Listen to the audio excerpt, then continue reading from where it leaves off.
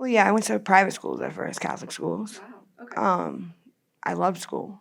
My biggest mistake, honestly, I wanted to go to public schools because that's what everybody did, the neighborhood kids. When did you decide? Middle school. Okay. So my mom put me in public schools, and that was probably the biggest mistake I've ever did. Why do you say that's the biggest mistake? Well, I think I was more bored because Catholic schools are very advanced.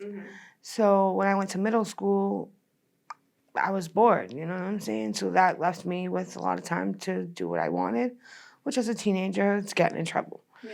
You know what I mean? And of course, I got involved with the wrong crowd, you know, because I had options that weren't there in a Catholic school. Like, it was very structured, and parents dropped you off, you went inside, and public schools aren't like that. I got into a fist fight. People were, of course, picking on me because I was coming from a Catholic school.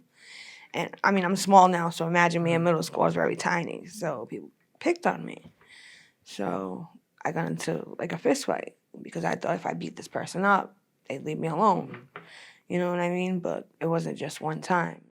You know what I'm saying? The school didn't care. As long as you showed up and you were there, that was fine. I was late every single day. Okay. And they'd call my parents and stuff like that, but the school itself, like, you're going to give me detention, and eventually I wasn't going to go to detention, and you're going to suspend me, and that's exactly what I want. So you know what I'm saying? Like, that wasn't really discipline, if you ask me. Like, you were just pushing me aside, and then I had more free time to do whatever I wanted, so. I didn't graduate, but when I got pregnant with my first son, I went and took my GED. So, at 16, I dropped out because I didn't want to go to school. You know what I'm saying? I had straight A's. I just didn't want to go to school. Like, it was always a headache. There was always fights. It was just drama.